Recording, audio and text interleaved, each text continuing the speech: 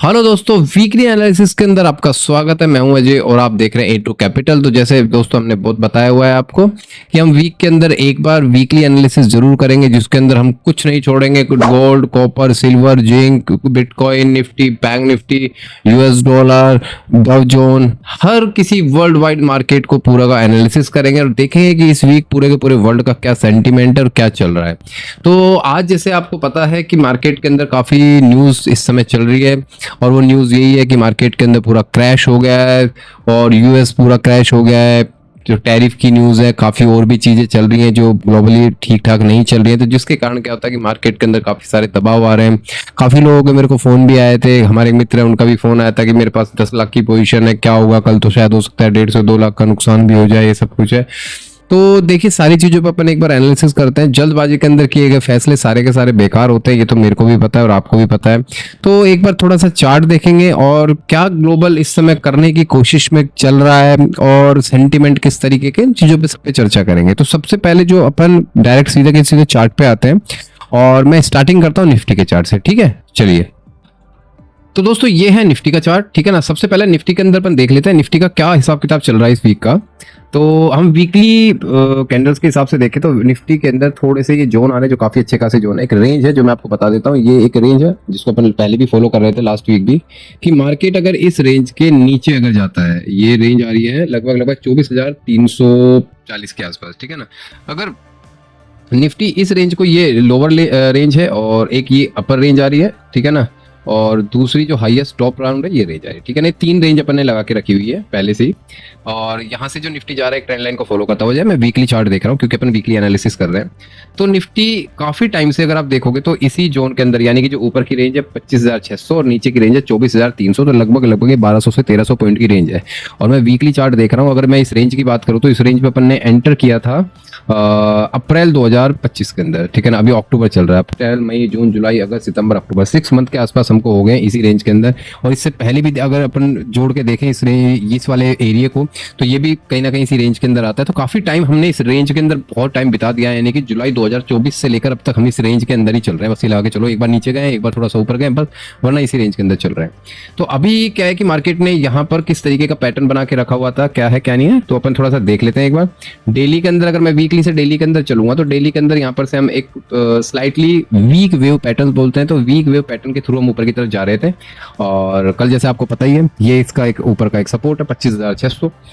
कल न्यूज़ के कारण थोड़ा सा मार्केट में क्रैश हो सकता है, जैसे मैं देख रहा हूँ बाहर के पूरे ग्लोबली मार्केट। और जो SGX निफ्टी है, जो अपना गिफ्ट निफ्टी है, वो भी काफ़ी अच्छा खासा एक तरीके से इसको इम्पैक्ट पड़ रहा है उसके ऊपर भी। तो कहीं ना कहीं हम नीचे जाने की पूरी संभावनाएं हैं हमारी, ठीक है ना। तो हम कितना नीचे जा सकते हैं उसके ऊपर चर्चा करेंगे। अभी जो रिसेंटली इसका जो सपोर्ट है, जो निफ्टी का है, जो मैं देख पा रहा हूँ, एक बार मैं इनको हटा देता हूँ। ये देखिए, रिसेंटली अगर आप सपोर्ट देखोगे निफ्टी का, तो निफ्टी का सपोर्ट आ रहा है 25,000 के आसपास। ये एक सपोर्ट है 25,000 का, ठीक है ना। और मुझे उम्मीद है कि कल 200-250-300 पॉइंट के आसपास हम गिर सकते हैं, तो एक बार 25,000 के लेवल को हम छू जाएंगे, कोई बड़ी बात नहीं है, ठीक है। हो सकता है कि स्टॉक्स के अंदर इतनी गिरावट ना आए, मैं पहले बता रहा हूं आपको। शायद यूट्यूब पे बहुत लोगों ने बहुत कुछ बोला, ठीक है, जो मैं बोल रहा हूँ थोड़ा सा उसको भी देख लेना, तो कुछ आपको अच्छी चीजें देखने को मिल जाएंगी। और अधिकतर 80-90% हम ठीक होती हैं। स्टॉक्स के अंदर ज्यादा गिरावट देखने को नहीं मिलेगी। आप कौन से स्टॉक्स के अंदर ज्यादा गिरावट देखने को मिलेगी, वो हो जाएंगे कुछ मेटल सेक्टर के जो स्टॉक्स होते हैं, ठीक है ना। क्योंकि ये जो ट्रेड वॉर चल रही है कहीं ना कहीं मेटल सेक्टर के आसपास चल रही है। और देखो, जब मार्केट गिरते तो सभी हैं, सिंपल सी बात है। हर किसी स्टॉक के अंदर मैंने बताया हुआ है, जब भी चार्ट बनते हैं तो उनके अंदर एक नीचे का स्पेस हमेशा ओपन रहता है, ऊपर का स्पेस हमेशा ओपन रहता है। एक रेंज होती है एक स्टॉक की। 1200 रुपए का एक स्टॉक चल रहा है, ठीक है। अगर हम चार्ट में देखते हैं तो पता लगता है 1150 को कभी भी आ सकता है। अब वो नहीं आए वो उसके ऊपर डिपेंड करता है, ठीक है ना। लेकिन अगर इस तरीके के सेंटीमेंट चलते हैं, जिस तरीके के अभी सेंटीमेंट चल रहे हैं, तो उन सेंटीमेंट को देखते हुए वो 1150 आ जाएगा, लेकिन वो स्पेस खुला हुआ है उसका। इसी तरीके से एक अप साइड का स्पेस होता है। कभी भी कोई स्टॉक नीचे की तरफ अगर गिरता है तो ऊपर की तरफ का एक स्पेस उसके अंदर ओपन रहता है, जहां पर बड़े प्लेयर्स की पोजीशन यानी ऑर्डर्स लगे रहते हैं।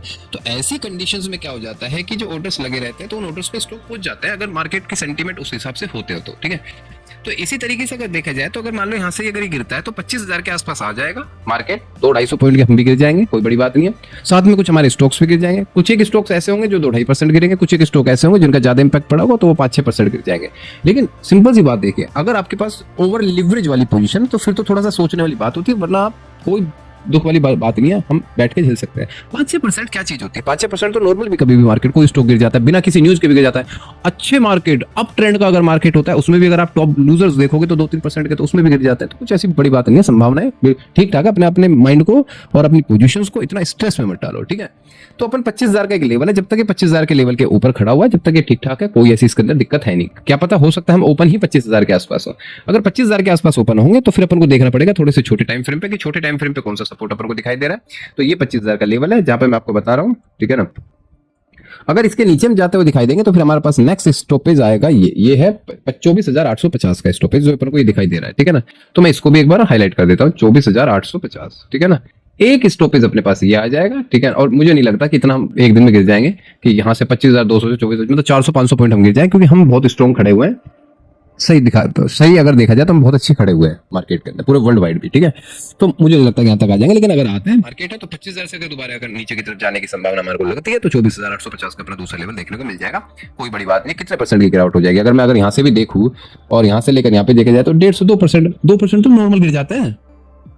1.5 से 2% तो नॉर्मल खांसते खांसते गिर जाते हैं, तो कोई ऐसी बड़ी बात नहीं है, ठीक है। लेकिन ये पैनिक सेशन होता है तो इसमें क्या होता है कि सब रेड, तो उसमें थोड़ा सा क्यूरियोसिटी आ जाती है कि और पूरा बर्बाद ना हो जाए। इसलिए जब 2% हम कभी कभार गिरते हैं तो उसमें टॉप गेनर भी होते हैं, टॉप लूजर भी होते हैं। कल हो सकता है तो ऐसा होगा कि टॉप गेनर आपको कम दिखाई दे, ठीक है, ना के बराबर दिखाई दे, सारे टॉप लूजर दिखाई देंगे आपको, मतलब लूजर ही लूजर, ठीक है ना, इस तरीके से। बट वो कोई 1.5, कोई 1, कोई आधा, कोई 1.5, कोई 1, कोई आधा, कुछ है, फिर कोई 1.5, 2, आधा, 1, 3, 2, 6 ऐसे इस तरीके से दिखाई देगा आपको, तो कोई बड़ी बात नहीं है, ठीक है। तो निफ्टी हमको ठीक ठाक दिखाई दे रहा है। निफ्टी के दो लेवल मैंने आपको बताई दे, नीचे का डाउन साइड का लेवल वही है 25,000 और 24,850, ये दो लेवल आए हैं, ठीक है। दूसरा चलता है अपन बैंक निफ्टी के आसपास। बैंक निफ्टी का जो चार्ट है वो काफी स्ट्रॉन्ग चार्ट है, ठीक है ना। इसको थोड़ा सा देखते हैं, मैंने उस समय आपको बताया था बैंक निफ्टी का चार्ट। अगर बैंक निफ्टी का वीकली चार्ट पर अपन देखें, ये बैंक निफ्टी का वीकली चार्ट है, तो कहीं ना कहीं से ये चार्ट काफी स्ट्रॉन्ग चार्ट है, ठीक है। ये ऊपर का लेवल लगा हुआ है और ये एक रेंज टाइप की जगह थी, तो अपन ने नीचे का लेवल लगाया था लास्ट टाइम, क्योंकि मैं ट्रेड वेड करता रहता तो बीच में मेरे को डिस्टर्बेंस होती तो हटा देता हूं मैं, ठीक है ना। तो अगर बैंक निफ्टी के अंदर आप देखोगे तो बैंक निफ्टी ने काफी अच्छा खासा ये बना के रखा हुआ है। वीकली टाइम फ्रेम पे आपको शायद दिखाई नहीं दे रहा है, ये एक reverse head and shoulder kind of pattern है। मैं दिखा देता हूं आपको, ये इस तरीके से 1, 2, 3, 4, 5 और ये 6, और reverse head and shoulder kind of pattern को इसने भी रिसेंटली ब्रेक किया है। तो जो नेक्स्ट टारगेट इसका है 57,629 के आसपास तक का है। लेकिन अब जैसे अपन ये जो बना हुआ है फ्राइडे तक का चार्ट है और जो कांड हुआ है वो है फ्राइडे के बाद, तो इसको थोड़ा सा एनालिसिस कर लेते हैं। अगर डेली पे देखोगे तो डेली पे तो आपको रिवर्स हेड एंड शोल्डर बहुत अच्छा खासा दिखाई देगा, रिटेस्ट करके ऊपर जा रहा है सारी चीजें। तो इसका जो सपोर्ट आ रहा है लेवल, वो सपोर्ट लेवल, पहला सपोर्ट लेवल आ रहा है 55,761, ठीक है ना। ये 56,600 यानी कि जहां पर खड़ा है वहां से 1,000 पॉइंट का ये वाला, ठीक है ना।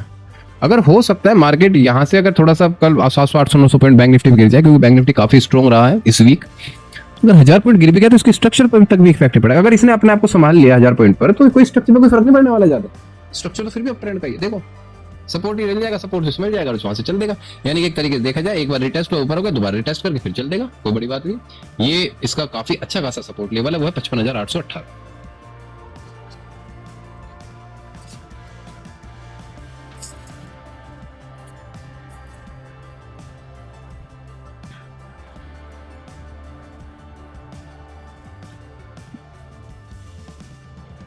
तो 55,818 का लेवल रहेगा। जब तक ये बना हुआ है बहुत अच्छी कंडीशन में, कोई दिक्कत नहीं है, ठीक है। अगर सेकंड जो टेक्निकली अगर मैं इसके अंदर सपोर्ट देखूं तो फिर तो नीचे का सपोर्ट है 53,600 का, लेकिन मुझे नहीं लग रहा इस तरीके से यहाँ आएगा। तो वो क्यों नहीं लग रहा है? क्योंकि अगर आप ध्यान से देखोगे तो यहाँ से एक ट्रेंड लाइन काइंड ऑफ संरचना आपको दिखाई देती जा रही होगी, ठीक है ना, इस तरीके से। अगर हो सकता है ये यहाँ पर ना रुके, तो देखो यहाँ पर 2 बार ये रुका हुआ है इसी ट्रेंड लाइन पे, मे भी पॉसिबल थोड़ा सा और नीचे आ जाए तो इसी ट्रेंड लाइन के आसपास, यानी कि 55,300। इसका दूसरा जो मेरे लिए सपोर्ट दिखाई देगा वो हो जाएगा 55,300 के आसपास तक का मेरे को एक दूसरा सपोर्ट दिखाई देने को बन जाएगा, ठीक है। ये 2 सपोर्ट इसके अंदर आ रहे हैं इस वीक के। देखना, मुझे लगता है शायद ये 55,800 पे ही समझ जाए, 55,800 के आसपास जो सपोर्ट आ रहा है या तो इसी पे समझ जाए, नहीं तो 55,300 यानी कि 500 पॉइंट और नीचे ये वाला सपोर्ट है, यहाँ पर भी समझ सकता है। लेकिन अगर ये भी ब्रेक हो गया फिर तो नीचे का लेवल आ सकता है, कोई बड़ी बात नहीं। बट इतनी गिरावट जैसे मैंने बताया आपको, वी आर वेरी स्ट्रॉन्ग, ठीक है ना, और इकोनॉमिकल भी और थॉटिकल भी हम बहुत स्ट्रॉन्ग चल रहे हैं, तो हम शायद ना गिरे इतना, ठीक है। अब थोड़ा बहुत गिरेंगे तो बात अलग है। इंट्राडे पे भी अगर आप काम करना चाहोगे तो इंट्राडे के लेवल कैसे मैं आपको बताऊं, क्योंकि कल कैप डाउन हो जाएगा, वोलेटिलिटी काफी सारी रहेगी। 15 मिनट के चार्ट पे अगर मैं चलता हूँ, अब पता कहाँ खुले, मान लो सोच के चलो 55,800 के आसपास खुल गया, यहाँ से थोड़ा सा ऊपर गया फिर नीचे गया, लेकिन सेंटीमेंट डाउन ही है तो इसलिए। लेकिन मैंने बताया ना हम बहुत स्ट्रॉन्ग है, कहीं ऐसा ना हो कि हम 55,800 पे खुले 800-900 पॉइंट सीधा रिकवर कर जाए और 400 पॉइंट 300 पॉइंट मतलब पर ही अपन क्लोज कर जाए, यानी कि 500 पॉइंट की रिकवरी भी दे जाए। इसलिए सोच समझ के चलना कल के मार्केट के अंदर, इंट्राडे पे एकदम से कूदना मत। ठीक है, अब चलते हैं दोस्तों अपना काफी अच्छा चार्ट है जिसको सब देखना पसंद कर रहे हैं आजकल, काफी चर्चाओं में है, वो है गोल्ड।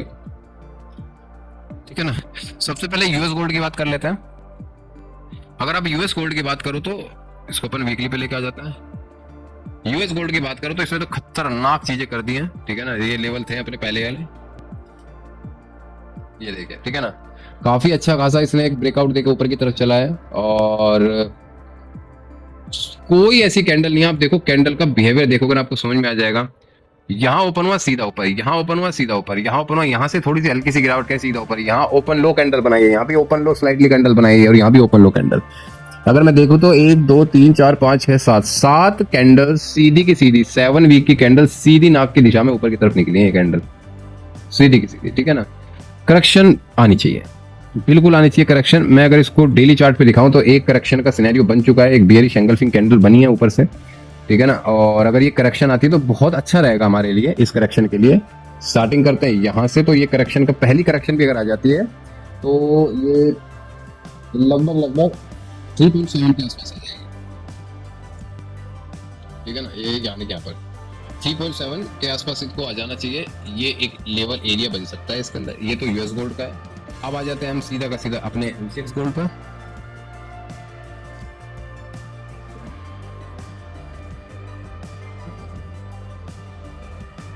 गोल्ड एमसीएक्स फ्यूचर, अगर गोल्ड एमसीएक्स फ्यूचर की भी बात करें तो गोल्ड एमसीएक्स फ्यूचर ने देखो कितने बेहतरीन लेवल दिए थे। जब अपन ने 1 लाख के आसपास जब अपने ग्रुप में बात करी थी कि 1 लाख पार जाएगा, और मैंने बता रहा था कि लोग हंसेंगे हंसेंगे हंसेंगे, कहते कहते 1,25,000 पहुंच गया। उस समय जब 50-54 था तब भी हमने 1 लाख की बात करी थी, तब भी लोग हंस रहे थे। 35,000 था तब भी 1 लाख की बात करी थी। 2018-17 के आसपास तब भी लोग हंसे थे।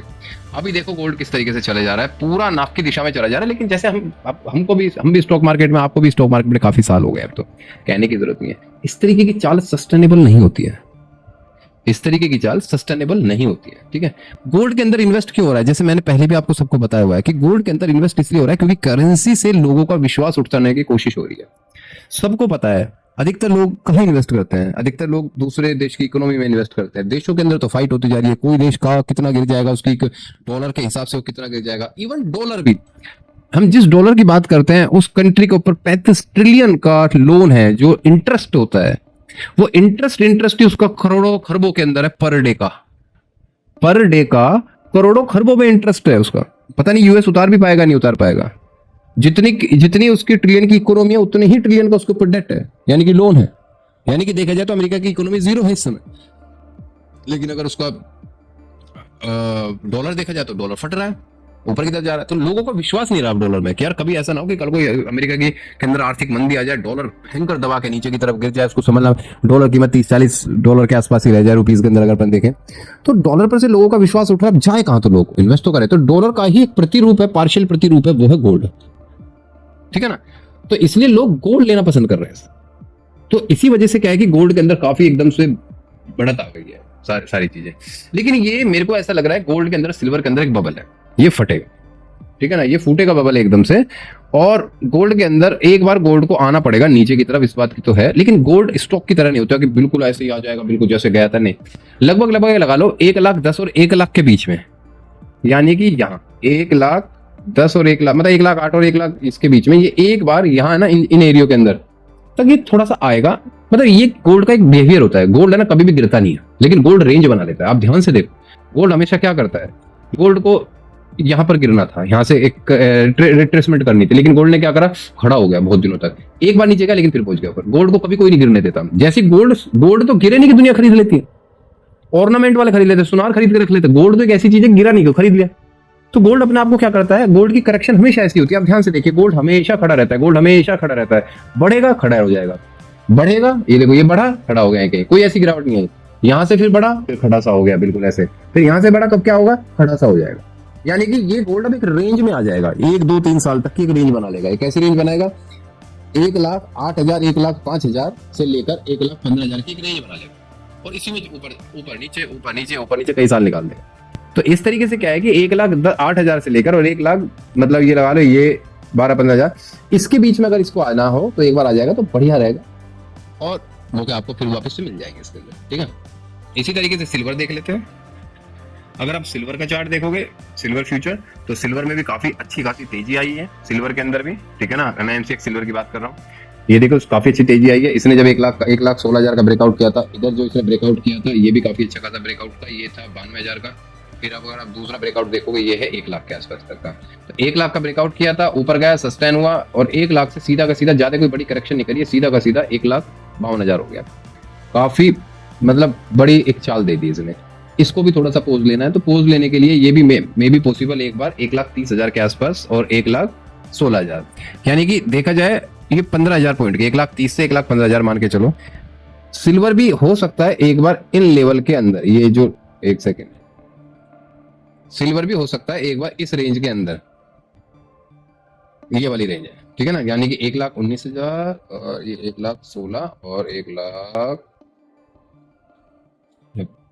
ये एक रेंज आ जाएगी आपकी 1,19,000 और 1,29,000, ये मान के चलो। इस रेंज के अंदर आकर ये भी एक बार अपने आप को करेक्ट कर लेगा, ठीक है ना। मैंने जैसे आपको बताया स्टॉक की तरह नहीं होता कि यहाँ से सीधा सीधा नीचे गिर जाएगा फिर इसके रिजल्ट आएंगे फिर ऊपर चला जाएगा, क्योंकि कोई कंपनी नहीं है, ठीक है ना। ये बेस मेटल्स है, वर्ल्ड ट्रेड करता है, इनके अंदर वर्ल्ड की डिमांड एंड सप्लाई पर ही चलती है, किसी कंपनी की डिमांड एंड सप्लाई या कस्टमर की डिमांड एंड सप्लाई के हिसाब से नहीं चलता है। तो ये ज्यादा नीचे नहीं गिरने वाले, थोड़े थोड़े नीचे आ जाएंगे और अपने आपको एक रेंज में बैठा लेंगे सारा का सारा, ठीक है। तो सिल्वर के अंदर भी कोई अभी देखा जाए तो वीकली के अंदर अगर मैं सिल्वर देखूं तो वीकली के अंदर इसने एक इस टाइप की कैंडल बनाई है, इसको gravestone doji kind of candle बोलते हैं। लेट्स सी देखते हैं इसका इस वीक का कि इस वीक के अंदर क्या होता है, इस डोजी का लो कटता है या ये यहीं से संभल के और ऊपर थोड़ा बहुत चला जाए, पता नहीं इसका कहने का भी, लेकिन अभी ठीक ठाक ही दिख रहा है, कोई ऐसी बड़ी बात नहीं है। बट अभी न्यू पोजीशन के लिए नहीं है, ठीक है ना। थोड़ा सा और अगर गिर जाए तो आप एक अच्छी खासी पोजीशन इसके अंदर बना सकते हैं, देख सकते हैं। तो अपना निफ्टी हो गया, बैंक निफ्टी हो गया और सिल्वर हो गया। कॉपर भी एक बार देख लेते हैं, कॉपर क्या बोल रहा है, ठीक है ना। कॉपर का फ्यूचर देखे तो कॉपर ने ये एक अच्छा खासा एक ब्रेकआउट दिया था, एक सेकेंड, ये ठीक है ना, ये एक रेंज का ब्रेकआउट दिया था, ट्रायंगल एक पैटर्न बनाया था इसने टॉप पर। उस रेंज का ब्रेकआउट देने के बाद इसमें थोड़ी सी तेजी आई, लेकिन ये भी अभी थोड़ी सी करेक्शन में चल रहा है, जैसे आप देख ही रहे हो, ज्यादा बड़ी करेक्शन नहीं होने वाली, यहीं पर थोड़ा बहुत ऊपर नीचे हो जाएगा, ठीक है ना। और फिर यहीं से वापस ऊपर की तरफ निकलने की कोशिश करेगा। तो अभी जितना मिलता है तो बेटर रहेगा मेरे हिसाब से, तो ठीक है ना। बट ये भी ठीक ठाक है, सारा कुछ ऐसा इसमें दिक्कत चल नहीं रही है सारी चीज, ठीक है ना। अब आ जाते हैं अपना डाउ जोन, एक बार डोजी देख लेते हैं। तो दोस्तों ये है डाउ जोन का चार्ट और डाउ जोन ने भी एक तरीके से देखे तो काफ़ी अच्छी खासी एक गिरावट करी है। अगर मैं इसको इंट्राडे पे दिखाऊं यानी कि डेली पे दिखाऊं तो डेली पे डाउ जोन काफ़ी वीक सिनेरियो दिखा रहा है अपना, ठीक है ना। और ये एक reverse head and shoulder pattern kind of इसने बनाया था डेली पर, उसका ब्रेकआउट किया था, लेकिन जिस तरीके की चाल भी आपको दिखाई दे रही है, ये मैंने बताया था कि इस टाइप की जो वीक वेव चाल होती है ज़्यादा चलती नहीं है। और इस तरीके से आप देखें यहाँ से कितना मतलब गिर चुका है ये डाउ जोन, वीक तो है देखो डाउ जोन, ठीक है ना। यूएस मार्केट अब वीक है, कितना टाइम हो सकता है वीक। अभी इसका जो नेक्स्ट सपोर्ट अगर अपन देखें तो अभी 45,400 के आसपास है, 43,700 के आसपास दिखाई दे रहा है। इसका पहला सपोर्ट तो ये दिखाई दे रहा है इसका 45,000 के आसपास, यानी कि 300-350 पॉइंट की एक चाल है। उसके बाद जो नेक्स्ट सपोर्ट दिखाई दे रहा है 44,600 के आसपास का दिखाई दे रहा है, यानी कि 600 पॉइंट के आसपास तक की इसकी सपोर्ट मिल जाएगा। लास्ट सपोर्ट इसका 43,500 के आसपास है। वीक है नो डाउट, ठीक है, लेकिन इसका हमारे ऊपर कितना इफेक्ट पड़ेगा वो तो आने वाला वक्त ही बताएगा अपना मार्केट, ठीक है। तो ये टोटल सिनेरियो है, डरने की कोई जरूरत नहीं है आपको, याद रखिएगा। पूरा जैसे अपन ने मार्केट देखा है सारा का सारा। हाँ, बिटकॉइन और देख लेते हैं एक बार, क्योंकि बिटकॉइन भी बहुत इंपॉर्टेंट है इस समय। काफी इकोनॉमी चीजें बिटकॉइन के साथ चल रही थी, पहले इतना अपन रिलेट नहीं करते थे। अगर आप बिटकॉइन की भी बात करो तो अगर मैं इसको वीकली चार्ट पे आपको दिखाऊं तो बिटकॉइन काफी अच्छी खासी तेजी में था और अचानक से एक बहुत बड़ी इस वीक गिरावट आई है बिटकॉइन के अंदर। मैं अगर दिखाऊं आपको तो ये 15% तक की गिरावट है, यानी कि 19,000 पॉइंट के आसपास तक की गिरावट है बिटकॉइन के अंदर। अभी अगर ये एक इसका सपोर्ट जोन है वो है 1,07,000 के आसपास का, अगर ये 1,07,000 को भी अगर ब्रेक करता है तो इसका जो नेक्स्ट सपोर्ट आपको देखने को मिलेगा वो मिलेगा 99,000 के आसपास तक का, ठीक है ना। और उम्मीद है आ सकता है, कोई ऐसी बड़ी बात नहीं है। काफी बड़ी गिरावट हो चुकी है और यहाँ से कुछ एक weak wave kind of pattern बना हुआ है। वीक वेव से मेरे को पता लग जाता है थोड़ा बहुत कि, और ये काफ़ी हद तक 90% तक ठीक होता है कि जहाँ से वीक वेव बनना स्टार्ट होती है मार्केट या स्टॉक या कुछ भी चीज़ होती है, यानी कि जबरदस्ती फोर्सफुली मार्केट को ऊपर लेके जाया जा रहा है या किसी चार्ट को ऊपर लेके जाया जा रहा है, तो यहाँ से ये चार्ट है जो फोर्सफुली ऊपर की तरफ गया था, तो हो सकता है एक बार अपन को इसके 98,000 डाउन 99,000 के आसपास भी अपन को देखने को BTC मिल सकता है। ठीक है, थोड़ा सा साइकोलॉजिकल मैं आपको बता देता हूँ दोस्तों। मजबूत होने के लिए आपके पास हो सकता है, आप कुछ लोग कॉल खरीद के लेके गए होंगे, कुछ लोग किसी स्टॉक के कॉल खरीद के गए होंगे, जैसे मेरे पास भी है, कुछ फ्यूचर्स में बाइंग सेलिंग कर रहे होंगे। याद रखिएगा ये मार्केट आपके हाथ में नहीं है। आप ये बिल्कुल भी मत सोचना मार्केट के अंदर कि यार देखो यार मैं फिर गलत हो गया, यार ये हो गया वो हो गया। काफी दिनों से मार्केट ऐसा है कि उसके अंदर पूरे वर्ल्ड को पता है कि एक आदमी है जो मैनिपुलेशन करे जा रहा है इस मार्केट के अंदर। एक आदमी रेगुलर मैनिपुलेशन किए जा रहा है इस मार्केट के अंदर, कोई उसका कुछ नहीं कर पा रहा है। वो जब मन करता है कुछ एक उठता है, सोता सोता अपने बिस्तर में से उबासिया लेता हुआ एक ट्वीट कर देता है, मार्केट 500-800 पॉइंट नीचे, एक ट्वीट कर देता है मार्केट 500-800 पॉइंट ऊपर। तो आप टेक्निकली तो बैठे ही नहीं उस मार्केट के अंदर। आप किसी स्टॉक्स के चार्ट को देख रहे हो, आपको लग रहा है कि नहीं यार ये चार्ट बड़ा स्ट्रॉन्ग चार्ट दिख रहा है, कल एक न्यूज आती है वो चार्ट नीचे, क्या कर लोगे आप? तो इसलिए आप थोड़ी सी इन चीजों को समझिए कि अभी का जो दौर चल रहा है मार्केट का, वो इस तरीके का चल रहा है कि आप उसके अंदर कुछ कर नहीं सकते हो। आपके हाथ में कुछ नहीं है, आपके हाथ में कुछ नहीं है। आप अपने आप को गलत साबित मत करो। आप बस ये सोच के चलो कि इस समय कोई एक बेवकूफ आदमी है जिसको पागल कुत्ते ने काटा हुआ है, ठीक है ना, और वो भोगे जा रहा है। अब उसके भोगने से थोड़ा बहुत इफेक्ट पड़ता है, नींदें तो खुलती हैं आदमियों की। सड़क का कुत्ता कोई भोगता है तो ऑब्वियस सी बात है नींदें तो खुलती है आदमियों की। तो इसी तरीके की चीजें चल रही है। तो आप बस इतना है, इस टाइम पर जब तक सब कुछ ठीक ठाक ना हो जाए, ओवर लिवरेज मत लेना, ओवर लिवरेज, ठीक है ना, बड़ी पोजीशन मत बना लेना, बड़े रिस्क मत ले लेना। ऐसी कंडीशन में रिस्क लो, ठीक ठाक लो, कोई दिक्कत नहीं। मान लो किसी ने एक लॉट ले लिया और वो लॉट 4-5-6 हजार का है, उसने सोचा यार चल इसको मैं रख लेता हूँ, तो अगर कल को वो लॉट जीरो भी हो जाएगा, 4-5-6 हजार आपके चले भी जाएंगे, तो कोई ऐसा नहीं कि बर्बाद हो जाओगे, ठीक है। लेकिन पता लग रहा है कि आपने ऐसी कंडीशन कर लिया, मतलब 7-8 लाख का माल ले लिया और आपको पता है कि कल अब ये माल पूरा का पूरा खत्म हो जाएगा, 8 लाख खत्म मेरे, वो दिक्कतें आ जाएंगी। तो ये अभी का इस तरीके का मार्केट है जिसके अंदर आप बहुत ज्यादा लिवरेज लेके काम कर सको, या ये इस तरीके का मार्केट नहीं कि आप रिस्क ले सको। ये रिस्क वाला मार्केट अभी है नहीं, ठीक है ना। और सट्टा भी खेलने की कोशिश मत करना, क्योंकि कुछ भी हो रहा है इस मार्केट के अंदर। तो इसलिए क्या है कि ज्यादा परेशान होने की बात नहीं है। मेरे पास आपसे ज्यादा पोजीशन पड़ी हुई है इस समय, मेरे पास करीबन 8 से 10 फ्यूचर्स पड़े हुए हैं। कल मेरे साथ क्या होगा आप ये देखिए, आपके साथ तो जो होना है, मेरे साथ क्या होगा, तो ये तो सबके साथ है, ये तो पार्ट ऑफ द गेम है, करेंगे मैनेज। ऐसा नहीं है कि कल मैं सीधे के सीधे सुबह उठते 12 के 12 फ्यूचर निकाल दूंगा, पागल हूं क्या मैं? वेट करूंगा, देखूंगा, स्ट्रक्चर्स देखूंगा, चार्ट्स को देखूंगा, कोई अपने सपोर्ट, बड़े सपोर्ट के आसपास खड़ा हुआ तो उनको मैं थोड़ी सी वेट करूंगा, यानी कि पोजीशन मेंटेन करनी पड़ेगी, पोजीशंस को मैनेज करना पड़ेगा। ऐसा नहीं कि आंख बंद करके मैं एक डिसीजन सुना दूं। तो इसलिए क्या है कि आप भी ऐसा पैनिक मत होइए, देखते हैं कल मार्केट के अंदर क्या होता है क्या नहीं होता। कल हो सकता है तो मैं लाइव आने की कोशिश भी करूंगा, सब साथ में रहेंगे और देखेंगे किस तरीके से मार्केट चलता है। सट्टा खेलने वाले होते हैं जो 1-2-5 मिनट की कैंडल पे सट्टा खेल रहे हैं, वो तो अपना इंटरडे पे भी कुछ ना कुछ निकालने की कोशिश कर लेंगे, कल कोई मिल भी सकता है, लेकिन वोलेटिलिटी भी रहेगी तो याद रखना, और मिलने को अच्छा भी दे जाए। मान लो किसी आदमी ने 300 क्वांटिटी डाल दी, डालने के बाद कुछ कर दिया और वो बैठा हुआ था कि यार और नीचे जाएगा मार्केट, और चला गया नीचे, बड़ी अच्छी बात है, 25,000 बना लेगा, लेकिन एट द एंड उसका भी कुछ नहीं होने वाला है, ठीक है ना। एक दिन बन जाएंगे फिर चले जाएंगे, लेकिन आप ये चीजें देख सकते हो थोड़ा बहुत, ठीक है ना। तो कैसी लगा अपना पूरा इस वीक का एनालिसिस, मैंने सब कुछ आपको बताया। अगर वीडियो अच्छी लगी तो प्लीज इसको शेयर कीजिए, लाइक कीजिए, सब्सक्राइब कीजिए। Thank you so much. Crash है मानता हूँ, लेकिन ज्यादा पैनिक होने की जरूरत है नहीं, ठीक है। ऐसे बीच में भी बहुत आया अपने ऊपर, जब आज तो चाइना के ऊपर आया 100% टैरिफ, हमारे ऊपर आ गया था 100% टैरिफ, हम जब वो वाली जंग जीत गए तो ये कौन सी बड़ी बात है, ठीक है। ज्यादा पैनिक लेने की जरूरत नहीं है। चलिए दोस्तों, बाय बाय, टेक केयर, नमस्कार।